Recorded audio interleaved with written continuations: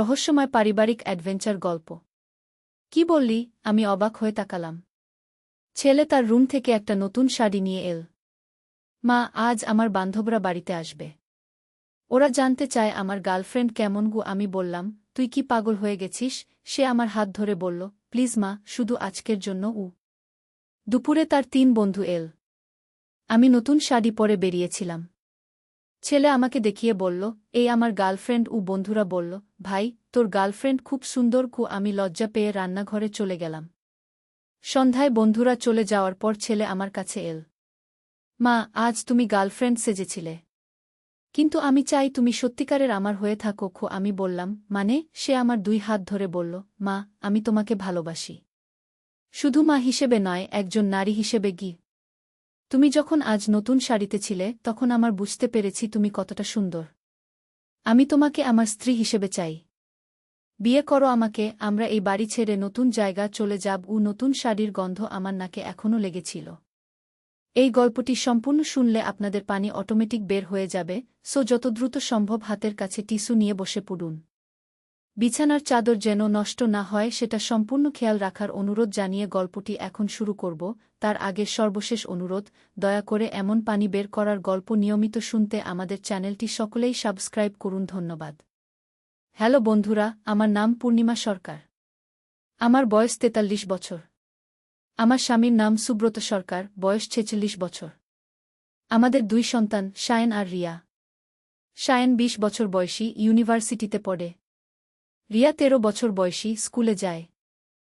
আমি যে গল্পটা শোনাতে যাচ্ছি সেটা আমার জীবনের এক অদ্ভুত ও রহস্যময় অধ্যায়। গল্পটা শুরু হয়েছিল এক বৃষ্টিভেজা রাতে, যখন আমার ছেলে শায়েন হঠাৎ করে আমাকে একটা অদ্ভুত প্রস্তাব দিয়েছিল। সেদিন সকালে শায়েন বলেছিল, মা, আজকে আমার বন্ধুরা আসবে। কিন্তু তাদের কাছে আমি বলেছি আমার একজন গার্লফ্রেন্ড আছে। এখন তুমি সেজে থাকবে। আমি প্রথমে ভেবেছিলাম সে মজা করছে। কিন্তু তার গম্ভীর মুখ দেখে বুঝলাম এটা কোনো হাসির বিষয় নয়। তুই আমাকে কি বলছিস? এটা কি ঠিক হবে? আমি প্রশ্ন করেছিলাম। শায়েন আমার হাত ধরে বলেছিল, মা, তুমি এত সুন্দর। আমার বন্ধুরা বলে আমার কোনো গার্লফ্রেন্ড নেই। আজকের জন্য শুধু একবার। আমি না করতে পারিনি। ছেলের মুখের দিকে তাকিয়ে আমার মন নরম হয়ে গেল। ঠিক আছে, কিন্তু এটা শুধু আজকের জন্য বলে আমি রাজি হয়ে গেলাম। দুপুরে আমি নতুন একটা নীল শাড়ি পরলাম। চুল বেঁধে একটু মেকআপ করলাম। আয়নার সামনে দাঁড়িয়ে দেখলাম, সত্যি বলতে কি, আমাকে বেশ ভালোই লাগছিল। শায়েনের 3 বন্ধু এল, রাহুল, অমিত আর দেব। তারা আমাকে দেখে অবাক হয়ে গেল। শায়েন আমাকে পরিচয় করিয়ে দিল, এই হলো আমার গার্লফ্রেন্ড। রাহুল বলল, ভাই, তোর গার্লফ্রেন্ড তো অসাধারণ সুন্দর। অমিত বলল, কি লাকি তুই। দেব বলল, এত সুন্দর মেয়ে কোথায় পেলি? আমি খুব লজ্জা পেয়ে রান্নাঘরে চলে গেলাম। কিন্তু তাদের কথাবার্তা শুনতে পেলাম। তারা শায়েনকে বলছিল যে আমি কত সুন্দর, কত আকর্ষণীয়। আমার মন কেমন যেন আনন্দে ভরে উঠল। চা নাশতার পর বন্ধুরা চলে গেল। শায়েন আমার কাছে এসে বলল, মা, আজ তুমি অসাধারণ লেগেছিলে। আমি গর্বিত হয়েছি। কিন্তু এটা ঠিক হলো না, আমি বললা। আমি তো তোর মা। শায়েন আমার দিকে এমনভাবে তাকাল যা আমি আগে কখনো দেখিনি। তার চোখে একটা অদ্ভুত ভাব ছিল। মা, আজকে তুমি শুধু আমার মা ছিলে না, তুমি ছিলে একজন সুন্দর নারী। আমি অস্বস্তি বোধ করলাম। কি বলছিস তুই? মা, আমি বুঝতে পারছি তুমি কত সুন্দর। আমার বয়স হয়েছে, আমি এখন বুঝি। তুমি শুধু মা নও, তুমি একজন নারী। আমার মাথা ঘুরে যাচ্ছিল। শায়েন, তুই কি বলছিস? এসব কি? মা, আমি চাই তুমি আমার সত্যিকারের হয়ে থাকো। আমি তোমাকে ভালোবাসি। এই কথা শুনে আমি হতভম্ব হয়ে গেলাম। কিন্তু হঠাৎ করেই বুঝতে পারলাম, এটা আসলে একটা রহস্যের শুরু। কারণ শায়েন যে কথাগুলো বলছিল সেগুলো সে নিজে থেকে বলছিল না। তার কণ্ঠস্বর অদ্ভুতভাবে পরিবর্তিত হয়েছিল। আমি খেয়াল করলাম যে শায়েনের চোখের তারা অস্বাভাবিকভাবে বড় হয়ে গেছে। তার মুখে একটা অদ্ভুত হাসি খেলা করছিল। এটা আমার শায়েন ছিল না। শায়েন, তুই ঠিক আছিস তো? আমি জিজ্ঞেস করলাম। সে হঠাৎ করে থেমে গেল। তার চোখ পিটপিট করে জ্বলছিল। মা, মা, আমার কি হচ্ছে? আমি কেন এসব কথা বলছি? আমি বুঝতে পারলাম যে কিছু একটা গভীরভাবে ভুল আছে। আমার ছেলে যেন অন্য কারো নিয়ন্ত্রণে চলে গেছে। শায়েন, শোনো, তুমি তোমার রুমে গিয়ে একটু বিশ্রাম নাও, আমি বললাম। কিন্তু সে আমার হাত ধরে ফেল। তার হাত অদ্ভুতভাবে ঠান্ডা ছিল। মা, আমি তোমাকে ছাড়তে পারছি না। আমার মনে হচ্ছে কেউ একজন আমাকে নিয়ন্ত্রণ করছে গিয়ে। এই কথা শুনে আমার রক্ত হিমে যাওয়ার উপক্রম হল। আমি বুঝতে পারলাম যে এটা শুধু একটা পারিবারিক সমস্যা নয়, এটা কিছু অতিপ্রাকৃত ঘটনার সাথে জড়িত। আমি শায়েনকে নিয়ে ড্রয়িং রুমে বসলাম। তুমি কি কোথাও কোনো অদ্ভুত জিনিস স্পর্শ করেছ? বা কোনো অদ্ভুত ব্যক্তির সাথে দেখা হয়েছে? শায়েন চিন্তা করল। হ্যাঁ মা, গতকাল কলেজ থেকে ফেরার পথে একজন বুড়ো লোক আমাকে একটা তাবিজ দিয়েছিল। বলেছিল এটা আমার ভালো হবে। সেই তাবিজটা কোথায়? আমি জরুরি গলা জিজ্ঞেস করলাম। শায়েন তার পকেট থেকে একটা কালো পাথরের তাবিজ বের করল। তাবিজটা অদ্ভুতভাবে গরম ছিল এবং তার থেকে একটা অদ্ভুত আলো বেরিয়ে আসছিল। শায়েন, এই তাবিজটা তোমাকে নিয়ন্ত্রণ করছে, আমি বললাম। আমাদের এটা থেকে মুক্তি পেতে হবে কিন্তু শায়েন আবার অদ্ভুত হয়ে গেল। তার চোখ আবার ঝলমল করতে শুরু করল। না মা, এই তাবিজ আমাকে সাহায্য করছে। এটা আমাকে বলছে যে তুমি আমার হওয়া উচিত। আমি বুঝতে পারলাম যে এই তাবিজটা একটা অভিশপ্ত বস্তু। এটা শায়েনের মনকে বিভ্রান্ত করে দিচ্ছে এবং তাকে দিয়ে এমন কথা বলাচ্ছে যা সে স্বাভাবিকভাবে কখনো বলত না। আমি তাড়াতাড়ি আমার মোবাইল বের করে আমার এক বন্ধু ডক্টর রমিতা দাসকে ফোন করলাম। সে একজন মনোবিজ্ঞানী এবং অতিপ্রাকৃত বিষয়ে অভিজ্ঞ। রমিতা, আমার জরুরি সাহায্য দরকার, আমি বললাম। রমিতা বলল, কি হয়েছে পূর্ণিমা? তোর গলার স্বর খুব চিন্তিত লাগছে। আমি সব ঘটনা বললাম।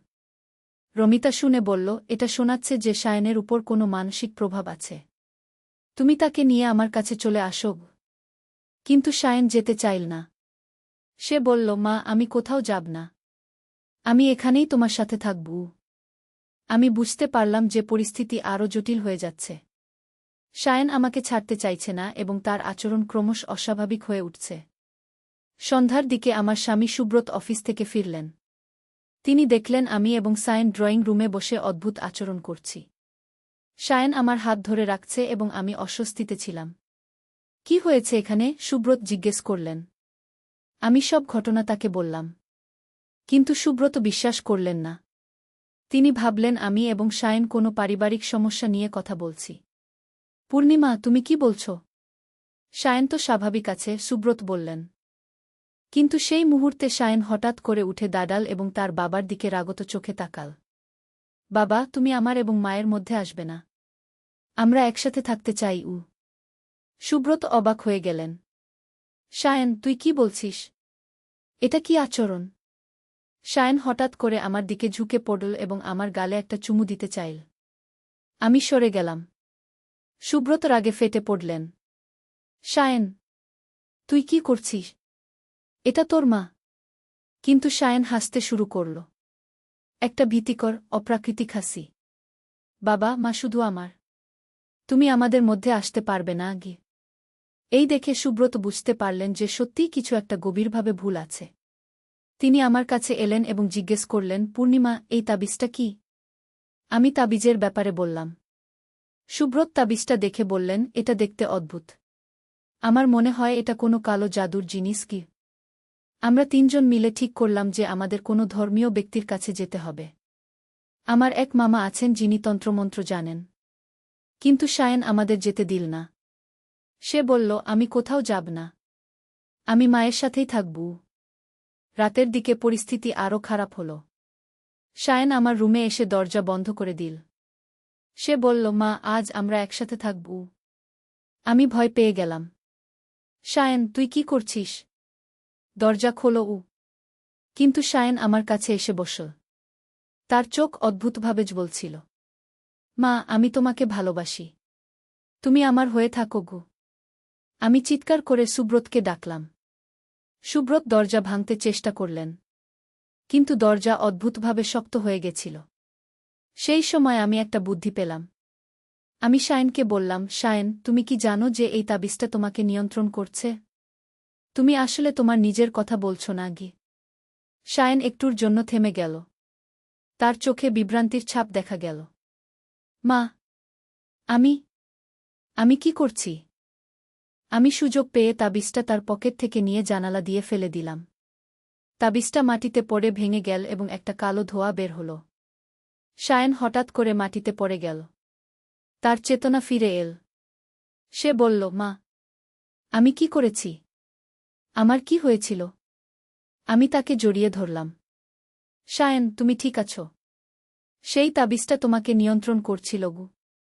সুব্রত দরজা খুলে ভিতরে এলেন। তিনি দেখলেন শায়ন আবার স্বাভাবিক হয়ে গেছে। পরের দিন আমরা আমার মামার কাছে গেলাম। তিনি আমাদের বললেন যে সেই তাবিজটা একটা অভিশপ্ত বস্তু ছিল। যে ব্যক্তি এটা দিয়েছে সে সম্ভবত শায়নের ক্ষতি করতে চেয়েছিল। মামা আমাদের কিছু পবিত্র মন্ত্র শিখিয়ে দিলেন এবং বাড়িতে কিছু ধূপ জ্বালাতে বললেন যাতে বাড়ি থেকে সব নেতিবাচক শক্তি চলে যায়। সেদিন থেকে শায়ন আবার স্বাভাবিক হয়ে গেল। সে তার আগের সব কথার জন্য আমার কাছে ক্ষমা চাইল। মা, আমি জানি না আমি কি বলেছিলাম। আমার মনে হয়েছিল অন্য কেউ আমার মুখ দিয়ে কথা বলাচ্ছে গিয়ে। আমি বুঝতে পারলাম যে এটা একটা অতিপ্রাকৃত ঘটনা ছিল। কোনো মন্দ শক্তি শায়নকে ব্যবহার করে আমাদের পরিবারে বিশৃঙ্খলা সৃষ্টি করতে চেয়েছিল। কিন্তু আমাদের পারিবারিক বন্ধন এবং ভালোবাসা সেই মন্দ শক্তির চেয়ে শক্তিশালী ছিল। আমরা একসাথে থেকে এই সমস্যার সমাধান করতে পেরেছিলাম। এই ঘটনার পর আমরা আরও সাবধান হয়ে গেলাম। শায়নকে বললাম যে অচেনা লোকদের কাছ থেকে কিছু নিতে নেই। এবং যদি কখনো কোনো অদ্ভুত অনুভব হয় তাহলে সাথে সাথে আমাদের জানাতে। আমাদের ছোট মেয়ে রিয়াও এই ঘটনা দেখে অনেক কিছু শিখেছে। সে বুঝেছে যে পরিবারের সদস্যদের মধ্যে বিশ্বাস এবং সহযোগিতা কত গুরুত্বপূর্ণ। এখন আমরা সবাই স্বাভাবিক জীবনে ফিরে গেছি। শায়ন তার পড়াশোনায় মনোযোগ দিচ্ছে। সুব্রত অফিসের কাজে ব্যস্ত। রিয়া স্কুলে যাচ্ছে। আর আমি আমার গৃহস্থালির কাজ করছি। কিন্তু এই ঘটনা আমাদের সবাইকে একটা গুরুত্বপূর্ণ শিক্ষা দিয়েছে। আমরা বুঝেছি যে পৃথিবীতে এমন অনেক রহস্য আছে যা আমরা সবসময় বুঝতে পারি না। কিন্তু পারিবারিক ভালোবাসা এবং একতা সব বাধা অতিক্রম করতে পারে। আর সবচেয়ে বড় কথা, আমরা শিখেছি যে অচেনা লোকদের দেওয়া কোনো জিনিস নেওয়া উচিত নয়। কারণ কে জানে সেটার পিছনে কী উদ্দেশ্য লুকিয়ে থাকে। এই ছিল আমাদের পরিবারের এক অদ্ভুত ও রহস্যময় অভিজ্ঞতা। যদিও শুরুতে মনে হয়েছিল যে এটা একটা পারিবারিক সমস্যা, কিন্তু পরে বুঝতে পারলাম এটা ছিল একটা অতিপ্রাকৃত ঘটনা যার সমাধান আমাদের একসাথে মিলে করতে হয়েছিল। কিন্তু এই ঘটনার কয়েকদিন পর আরেকটা রহস্যজনক বিষয় ঘটল। শায়নের কলেজের এক বন্ধু রাহুল আমাদের বাড়িতে এল। সে অদ্ভুতভাবে আচরণ করছিল। আন্টি, সেদিন যে আপনি শায়নের গার্লফ্রেন্ড সেজেছিলেন সেটার ব্যাপারে আমি ভাবছিলাম, রাহুল বলল। আমি অস্বস্তি বোধ করলাম। রাহুল, সেটা তো শুধু একটা মজার ব্যাপার ছিল। না আন্টি, আমার মনে হয় আপনি সত্যিই শায়নের জন্য পারফেক্ট। আপনার বয়স কম, দেখতেও সুন্দর। কেন আপনি শায়নকে বিয়ে করেন না? এই কথা শুনে আমি হতবাক হয়ে গেলাম। আমি বুঝতে পারলাম যে সেই তাবিজের প্রভাব শুধু শায়নের উপর নয়, তার বন্ধুদের উপরেও পড়েছে। রাহুল, তুমি কি বলছ? আমি শায়নের মা গু। কিন্তু রাহুল জোর দিয়ে বলতে লাগল, আন্টি, আপনি এত সুন্দর। শায়নের চেয়ে আমি আপনার জন্য বেশি উপযুক্ত। আপনি আমাকে বিয়ে করুন গু। আমি বুঝতে পারলাম যে সেই অভিশপ্ত তাবিজের প্রভাব এখনও চলমান আছে। যদিও তাবিজটা ভেঙে গেছে, কিন্তু এর নেতিবাচক শক্তি এখনও আমাদের চারপাশে ছড়িয়ে আছে। আমি তাড়াতাড়ি সুব্রতকে ফোন করলাম। তুমি তাড়াতাড়ি বাড়ি এসো। আবার সমস্যা শুরু হয়েছে গি। সুব্রত বাড়িতে এসে রাহুলের আচরণ দেখে বুঝলেন যে আবার কোনো অতিপ্রাকৃত প্রভাব কাজ করছে। তিনি রাহুলকে বাড়ি থেকে বের করে দিলেন। সন্ধ্যায় আমরা আবার আমার মামার কাছে গেলাম। মামা বললেন, পূর্ণিমা, তাবিজটা ভেঙে দিলেও এর প্রভাব পুরোপুরি চলে যায়নি। আমাদের আরও কিছু করতে হবে গি। মামা আমাদের বললেন যে একটা বিশেষ পূজা করতে হবে এবং পুরো বাড়িটা পবিত্র জল দিয়ে পরিষ্কার করতে হবে। পরের দিন আমরা সেই অনুষ্ঠান করলাম। মামা এসে পুরো বাড়িতে মন্ত্র পড়লেন, ধূপ জ্বালালেন এবং পবিত্র জল ছিটিয়ে দিলেন। অনুষ্ঠানের পর থেকে আর কোনো অদ্ভুত ঘটনা ঘটল না। রাহুলও স্বাভাবিক হয়ে গেল এবং আগের মতো আচরণ করতে শুরু করল। কিন্তু এই পুরো ঘটনা আমাদের পরিবারে একটা নতুন বন্ধন তৈরি করেছে। আমরা বুঝেছি যে পরিবারের সদস্যদের মধ্যে বিশ্বাস এবং সততা কত গুরুত্বপূর্ণ। শায়ন এখন আরও দায়িত্বশীল হয়ে উঠেছে। সে বুঝেছে যে অচেনা লোকদের কাছ থেকে কিছু নেওয়া কত বিপজ্জনক হতে পারে। সে এখন সব বিষয়ে আমাদের সাথে আলোচনা করে। আমার ছোট মেয়ে রিয়াও অনেক কিছু শিখেছে। সে এখন আরও সচেতন এবং পরিবারের সদস্যদের যত্ন নেয়া। সুব্রত এই ঘটনার পর আরও বেশি সময় পরিবারের সাথে কাটান। তিনি বুঝেছেন যে পরিবারের নিরাপত্তা কত গুরুত্বপূর্ণ। আর আমি শিখেছি যে মা হিসেবে আমার দায়িত্ব শুধু খাওয়ানো পড়ানো নয়, সন্তানদের সুরক্ষা দেওয়াও। আমি এখন আরও সতর্ক এবং সচেতন। এই ঘটনার মধ্য দিয়ে আমরা বুঝেছি যে জীবনে অনেক রহস্য আছে যা আমরা বুঝতে পারি না। কিন্তু পারিবারিক ভালোবাসা এবং একতার শক্তি সব বাধা অতিক্রম করতে পারে। আমরা এখনও মাঝে মাঝে সেই ভয়ানক দিনগুলোর কথা মনে করি। কিন্তু আমরা গর্বিত যে আমরা একসাথে মিলে সব সমস্যার মোকাবেলা করতে পেরেছি। এই অভিজ্ঞতা আমাদের পরিবারকে আরও শক্তিশালী করেছে। আমরা এখন জানি যে যত বড় সমস্যাই আসুক না কেন, আমরা একসাথে থাকলে সব কিছু মোকাবেলা করতে পারব। আর সবচেয়ে বড় কথা, আমরা শিখেছি যে সত্য এবং ভালোবাসার শক্তি সব মন্দ শক্তির চেয়ে বেশি। মিথ্যা এবং প্রতারণা যত শক্তিশালী হোক না কেন, সত্য এবং ন্যায়ের জয় হয় শেষ পর্যন্ত। এই গল্প আমি আপনাদের এজন্য বলেছি যাতে আপনারা বুঝতে পারেন যে জীবনে অনেক সময় এমন ঘটনা ঘটে যা আমরা আগে থেকে ভাবতে পারি না।